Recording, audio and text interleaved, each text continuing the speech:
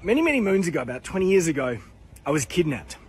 I was backpacking in Morocco and I put my trust in this guy called Sharif, and he took me to this quiet part of town where suddenly I was bustled into the backseat of a car by a bunch of guys with knives and guns.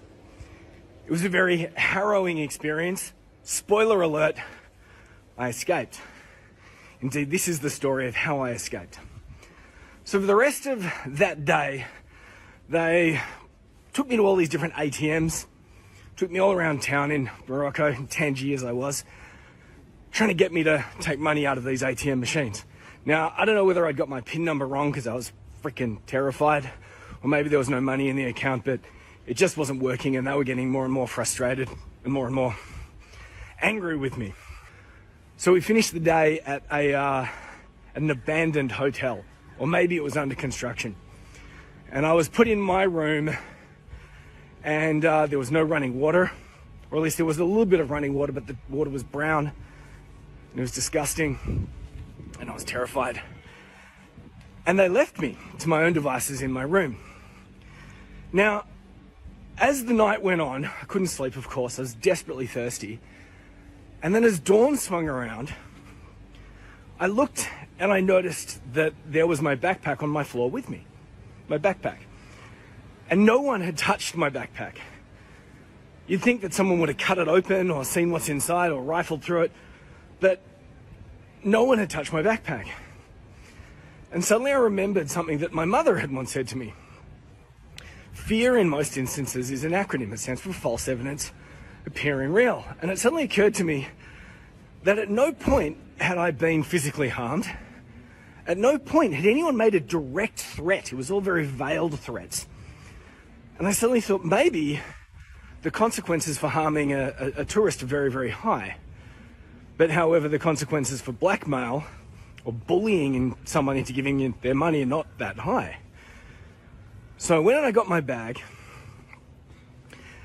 and I took one small step. Very important thing in business to know that when you're stuck in a place of inaction, you need to find a way to create some momentum. Momentum creates momentum. So I took one small step and I picked up my bag and I took one small step to the door. And I got to the door and I turned the handle, which was terrifying, but I did it. And the handle turned and the door was not locked.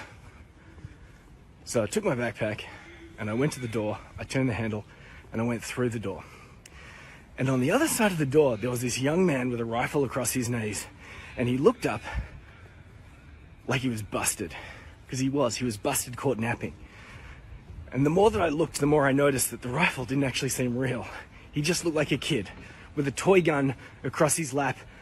And he looked busted. Now, I don't know if it was real or not, but I remembered that advice, false evidence appearing real. So I stared at the guy with my backpack as if like to say, stop me, mofo. Walked past him, down the corridor, down the stairs, down to the street, and fortunately I could see the ocean. So I walked to the ocean, to the port, jumped on a ferry, and got the hell out of Tangiers. Went to a place called San Sebastian in northern Spain. The safest place, the first place I felt safe, and then drunk myself into a stupor. Anyway, the moral of this story is fear is an acronym. Even in the direst of situations, most of the time, fear is an acronym. It stands for false evidence appearing real. And most of the things that confront us in our everyday lives are not dangerous. They're not life-threatening, but we've been programmed to think about everything as if it were life-threatening, but the reality is, in the real world, most things are not. False evidence appearing real. And when you find yourself stuck in a place of inertia, of inaction, the smartest thing that you can do is take one small step. Because that one small step is going to lead to a second step, and then a third step, and before you know it, you've created momentum. And momentum creates momentum, and that's how you get through hard times.